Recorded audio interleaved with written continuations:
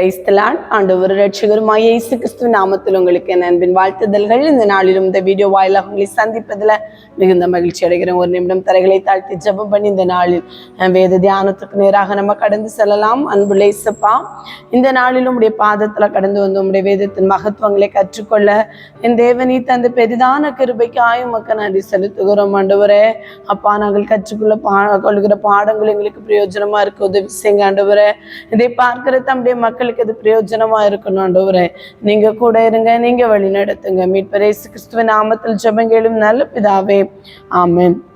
இன்னைக்கு நம்ம அந்த சுவிசேஷ புத்தகங்களின் ஒத்திசைவு தான் நம்ம பார்த்துட்டு இருக்கோம். அதோட கடைசி டாபிக் உயிர்த்தெழுதல் முதல் பரமேறுதல் வரைக்கும் உள்ள டாபிக். இதுல 12 நிகழ்வுகள் காணப்படுகிறது. அதை தான் நம்ம பார்க்க போறோம். முதலாவது வந்து என்னன்னா, ஆண்டவராய் இயேசு கிறிஸ்து வாரத்தின் முதலாம் நாளிலே ஆண்டவர் உயிர்த்தெழுந்தார் என்பது நமக்கு தெரியும். அப்போ வாரத்தின் முதல் நாள் அப்படின்னு வரும்போது ஞாயிற்றுக்கிழமையிலே, அந்த ஞாயிற்றுக்கிழமை விடியற் காலையிலே நடந்த சம்பவம் என்ன அப்படின்னா, ஸ்திரீகள் என்ன செய்கிறாங்க, கல்லறைக்கு முதலாவது நிகழ்வு என்ன அப்படின்னா, ஸ்திரீகள் கல்லறைக்கு வருதல் எங்க எருசலேம் அருகில நடைபெறுகிறது. அதை குறித்து நம்ம 28ஆம் அதிகாரம், மத்தேயு 28ஆம் அதிகாரம் 1 முதல் 10 வரை உள்ள வசனங்களிலும், மார்க் 16ஆம் அதிகாரம் 1 முதல் 8 வரை உள்ள வசனங்களிலும், லூக்கா 24ஆம் அதிகாரம் 1 முதல் 11 வரை உள்ள வசனங்களிலும் நம்ம இதை பார்க்க முடியும். இதுல வந்து ஒவ்வொரு சுவிசேஷ புத்தகங்களிலும் முதலாவது மத்தேயுல என்ன சொல்லியிருப்பாங்க, மகதலேனா மரியாளும் மற்ற மரியாளும் அப்படின்னு சொல்லியிருப்பாங்க. லூக்கால பார்த்தோம்னா மகதலேனா மரியாளும் யாக்கோபின் தாயாகிய மரியாளும் சலோமே என்னப்பட்டவங்களும் வந்து போனதா சொல்லியிருப்பாங்க. ஆனா லூக்கா சுவிசேஷ புத்தகத்துல மகதலேனா மரியாள், யாக்கோபின் தாயாகிய மரியாள், சலோம், யோவன்னாள், அப்புறம் மற்ற ஸ்திரீகள். அப்போ ஒரு கூட்டமான ஸ்திரீகள் இயேசுவை, ஆண்டவராகிய இயேசு கிறிஸ்துவை வந்து காணும்படியாக ஞாயிற்றுக்கிழமை, அதாவது முதலாம் நாள், வாரத்தின் முதலாம் நாள் விடியற் காலையிலே ஆண்டவராகிய இயேசு கிறிஸ்துவின் கல்லறையின் இடத்திற்கு போனார்கள் என்பதை தான் நம்ம இதுல இருந்து கற்றுக்கொள்ள முடிகிறது. மகதலேனா மரியாள், அதிலே பேர் சொல்லப்பட்டவர்கள் மகதலேனா மரியாள், யாக்கோபின் தாயாகிய மரியாள், சலோமே, யோவன்னாள், அப்புறம் மற்ற ஸ்திரீகள் என்று சொல்லப்பட்டிருக்கிறதை பார்க்க முடியும். இப்படி ஒரு கூட்டமான பெண்கள் வந்து ஆண்டவராகிய இயேசு கிறிஸ்துவை காணும்படியாக இது கல்லறையின் அண்டைக்கு போனார்கள் என்பதை நம்ம இதுல இருந்து கற்றுக்கொள்ள முடியும். அடுத்ததாக பேதுரும் யோவானும் வெறுமையான கல்லறையை காணுதல். இப்ப ஸ்திரீகள் வந்து சொல்லும் போது பேதுரும் யோவானும் என்ன செய்கிறார்கள், அதுல பேதுருவும் மற்ற சீசனும் என்றுதான் சொல்லப்பட்டிருக்கும். இது லூக்கா 24ஆம் அதிகாரம் 12வது வசனத்திலும், யோவான் 20ஆம் அதிகாரம் 1 முதல் 10 வரை உள்ள வசனங்களில் நம்ம வாசித்து பார்க்க முடியும். இதுல யோவான் என்கிற பெயர் வந்து மென்ஷன் பண்ணியிருக்காது. ஆனால் யோவானும் மற்ற சீசன் என்று சொல்லப்படுகிறது. அது யோவானை குறித்து சொல்லப்படுகிறது அப்படின்னு சொல்லி வேத வல்லுநர்கள் சொல்றாங்க. அப்ப பேதுருவும் யோவானும் வெறுமையான கல்லறையை என்ன செய்யறாங்க, பார்த்துட்டு வர்றத பார்க்க முடியும். அடுத்ததாக ஆண்டவராகிய இயேசு கிறிஸ்து வந்து இந்த உலகத்துல வந்து என்ன செய்தார், மரித்து 3ஆம் நாள்ல உயிரோடு எழும்பின பின்பு 50வது நாள் தான் என்ன செய்யப்பட்டார், பரமேறி சென்றார். 50 நாள் அளவும் இங்கே இருந்த ஜனங்களுக்கு ஆண்டவர் என்ன செய்தார், காட்சி அளித்தார் என்பதை, தரிசனமானார் என்பதை பார்க்கிறோம். ஒவ்வொருத்தருக்கும் ஆண்டவர் தரிசனமானார். 7 முக்கியமான தரிசன நிகழ்வுகள் நம்முடைய வேதாகமத்துல கொடுக்கப்பட்டிருக்கிறது, நம்ம எல்லாருக்கும் தெரியும். அதுல முதலாவது ஆண்டவர் யாருக்கு தரிசனமானார் அப்படின்னு பார்த்தோம்னா, மகதலேனா மரியாளுக்கு இயேசு தரிசனமாகிறார். எருசலேமிலே வைத்து அது தரிசனமாகிறார். வாரத்தின் முதலாம் நாள் அந்த விடியற் காலையிலே ஆண்டவர் என்ன செய்கிறார், மகதலேனா மரியாளுக்கு தரிசனமாகிறார். அதை குறித்து மார்க் 16ஆம் அதிகாரம் 9 முதல் 11 வரை உள்ள வசனங்களிலும், யோவான் 20ஆம் அதிகாரம் 15 முதல் 18 வரை உள்ள வசனங்களிலும் நம்ம அதை குறித்து பார்க்க முடியும். அடுத்ததாக ஆண்டவர் என்ன செய்கிறார், மற்ற ஸ்திரீகளுக்கு இயேசு தரிசனமாகிறார். அப்போ ஒரு குரூப் ஆஃப் பெண்கள் வந்து ஆண்டவராய் இயேசு கிறிஸ்துவின் கல்லறைக்கு பார்க்க போறாங்க. அதுல முதலாவது ஆண்டவர் என்ன செய்கிறார், மகதலேனா மரியாளுக்கு தரிசனமாகிறார். அதற்கு பின்பு ஆண்டவர் அந்த தூதன் என்ன செய்கிறார், ஆண்டவராய் இயேசு கிறிஸ்து என்ன செய்கிறார், அவர் உயிர்த்தெழுந்தார், அவர் கலிலேயாவுக்கு போகிறார், நீங்களும் கலிலேயா கலிலேயாவுக்கு போங்கள், அதை சீசர்களுக்கு அறிவிங்கள் அப்படின்னு சொல்லும் போது அதை அறிவிக்கிறதற்காக ஸ்திரீகள் போகிற வழியிலே ஆண்டவர் மற்ற ஸ்திரீகளுக்கு தரிசனமாகிறார். அதுவும் எருசலேமிலே வைத்துதான் நடைபெறுகிறது. இதை மத்தேயு எழுதின சுவிசேஷம் 28ஆம் அதிகாரம் 9 முதல் 10 வரை உள்ள வசனங்களிலே நாம பார்க்க முடியும். அடுத்ததாக உயிர்த்தெழுதலை குறித்து காவலாளர்களின் அறிக்கையை 28ஆம் அதிகாரம் 18 மத்தேயு 28ஆம் அதிகாரம் 11 முதல் 15 வரை உள்ள வசனங்கள்ல இயேசுவை வைத்த இடத்தை காணவில்லை என்பதை யாருக்கு பிரதான ஆசாரியருக்கு சொல்லும் போது அவர்கள் என்ன செய்கிறார்கள்? காவலர்களுக்கு பணம் கொடுத்து சீசர்கள் களவாய் ஆண்டவராய் இயேசு கிறிஸ்துவின் உடலை சரீரத்தை கேட்டு கொண்டு போய்விட்டார்கள் என்று சொல்லும்படியாக சொல்லுகிற அந்த அறிக்கை, உயிர்த்தெழுதலை குறித்த காவலாளர்களின் அறிக்கையை குறித்து நம்ம மத்தேயு எழுதின சுவிசேஷம் 28ஆம் அதிகாரம் 11 முதல் 15 வரை உள்ள வசனங்களிலே பார்க்க முடியும்.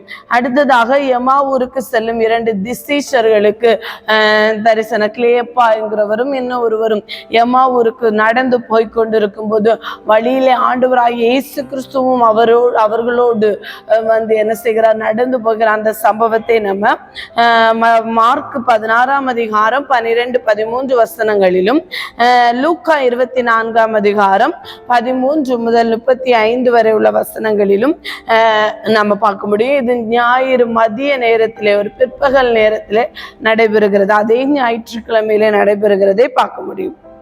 அடுத்ததாக அதே ஞாயிறு இரவு தோமாவை தவிர மற்ற 10 சீஷர்களுக்கும் ஆண்டவர் தரிசனமாகிறார். 11 சீஷர், யூதாஸ் காரியோத்து 4 மரித்து விடுகிறார், தற்கொலை செய்து விடுகிறார். 11 சீஷர்கள் இருக்கிறார்கள்.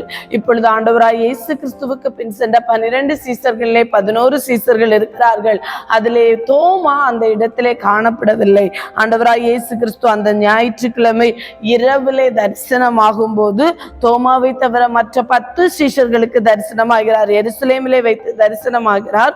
அதை குறித்து நம்ம மார்க் 16ஆம் அதிகாரம் 14வது வசனத்திலும், லூக்கா 24ஆம் அதிகாரம் 36 முதல் 43 வரை உள்ள வசனங்களிலும், யோவான் 20ஆம் அதிகாரம் 19 முதல் 25 வரை உள்ள வசனங்களிலும் நாம் இதை குறித்து வாசித்து பார்க்க முடியும். இது அந்த ஞாயிற்றுக்கிழமை ஆண்டவராய் இயேசு கிறிஸ்து உயிர்த்தெழுந்த அந்த ஞாயிற்றுக்கிழமை இரவிலே அந்த சீஷர்களுக்கு தரிசனமாகிறார்.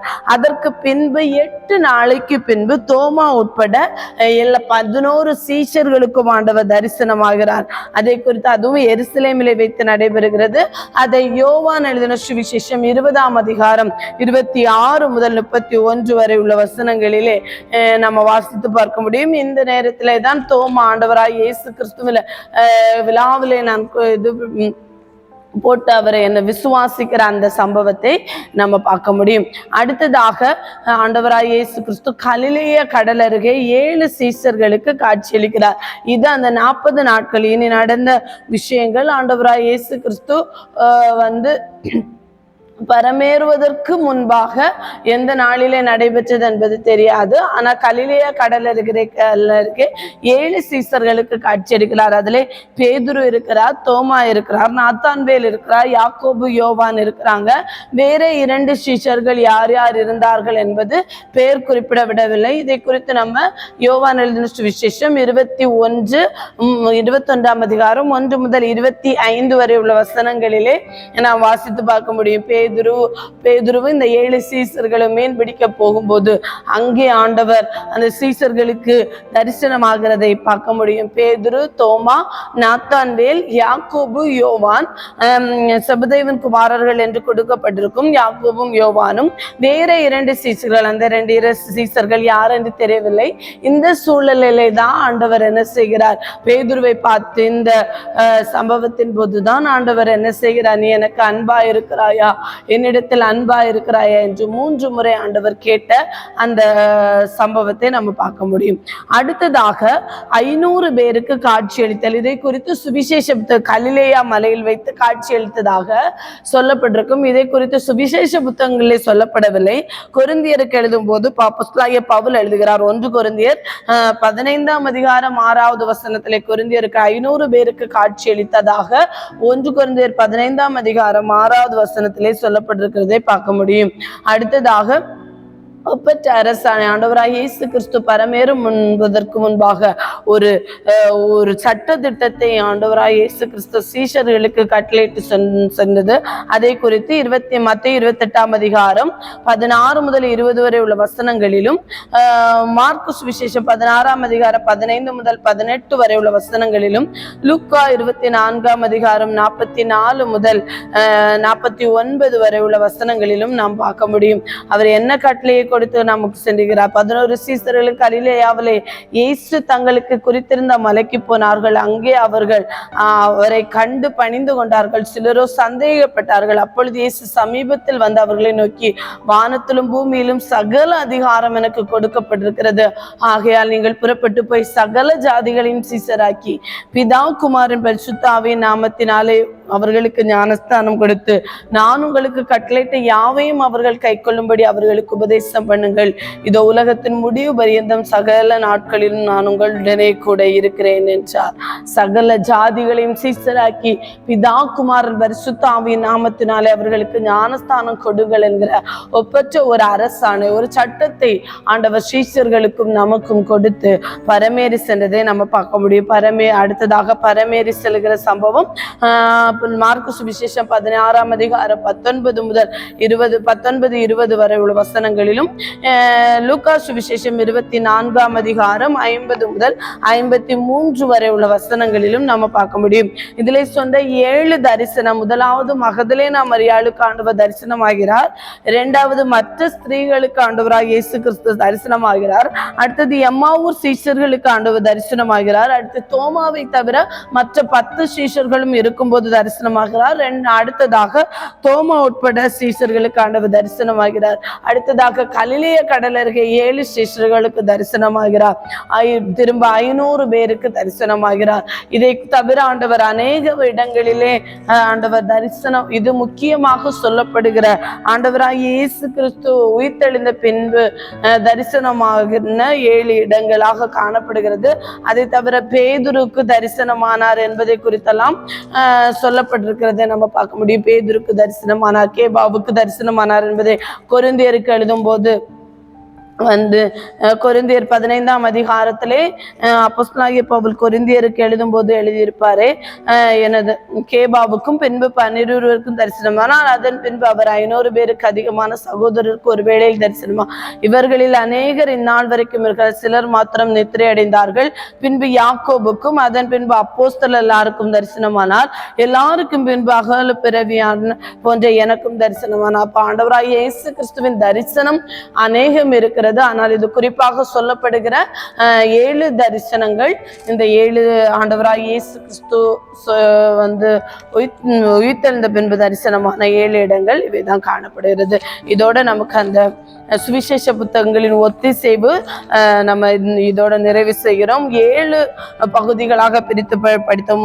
முதலாவது இயேசு, யோவான் ஆகியோருடைய பிறப்பு, குழந்தை மற்றும் இளமை பருவம் படித்தோம். அடுத்து யோவான் ஸ்நானனை குறித்த உண்மைகள் அப்படின்னு படித்தோம். அடுத்ததாக இயேசு கிறிஸ்துவின் தொடக்க கால ஊழியம், அடுத்து இயேசு கிறிஸ்துவின் கலிலேயா ஊழியம், யூதேயா மற்றும் பெரேயா ஆகிய இடங்களிலே இயேசு ஆற்றிய ஊழியம், இயேசு கிறிஸ்துவின் கடைசி வாரம், உயிர்த்தெழுதல் முதல் விண்ணகம் ஏறுதல் வரை அப்படின்னு சொல்லி பல பிரிவுகளாக நம்ம பிரிச்சு இந்த சுவிசேஷ புத்தகங்களின் ஒத்திசைவுக நம்ம அநேக நிகழ்வுகளை படித்தோம்.